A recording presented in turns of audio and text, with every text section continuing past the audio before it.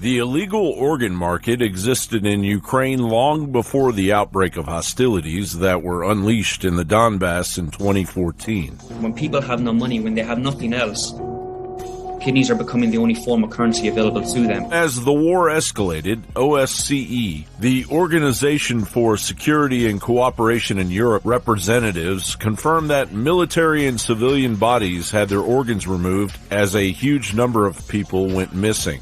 This dark criminal enterprise grew into a goldmine for the corrupt Ukrainian elite.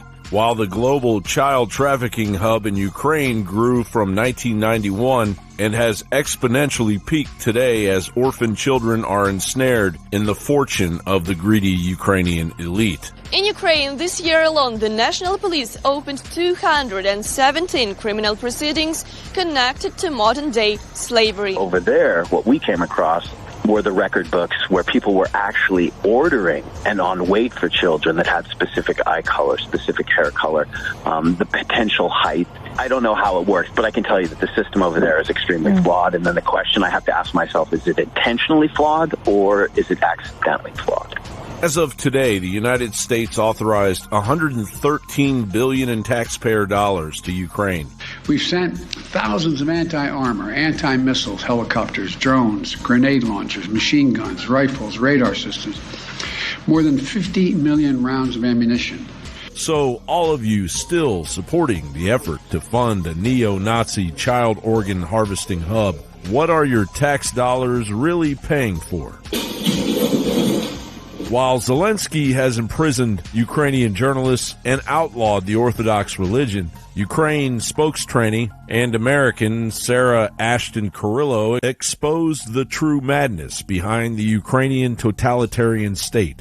Simply put, I'm an American serving as a Ukrainian infantry soldier and combat medic who was brought from the zero line and assigned to the TDF's media team in the dual role of spokesperson and Russian disinformation analyst. Russians have a different culture. Russians are Asian, and ultimately they do come from the Mongols. They do come from a grouping of people who are wanting to be slaves. Let me also take a moment in my role as spokesperson for the AFU's Territorial Defense Forces to state unequivocally that we in the TDF and across Ukraine believe journalists are heroes and have the right to report on Ukraine's war for liberation without interference. I made the statement that Russian propagandists will be hunted down, and I refuse to apologize for that statement.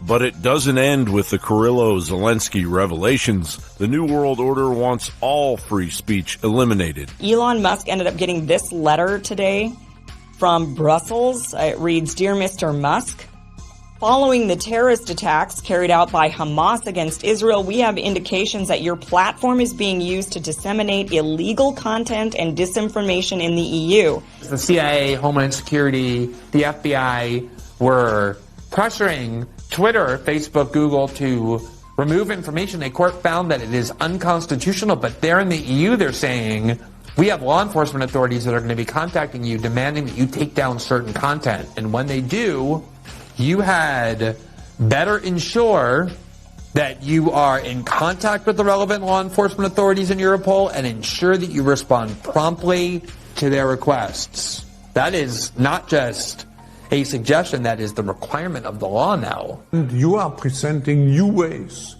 to minimize the spread of misinformation, and you want to combat dangerous extremist views in the internet. This will also be important in understanding more about mis and disinformation online, a challenge that we must as leaders address. I know that we talked earlier about a post that Mr. Kennedy had at the beginning of the Biden administration.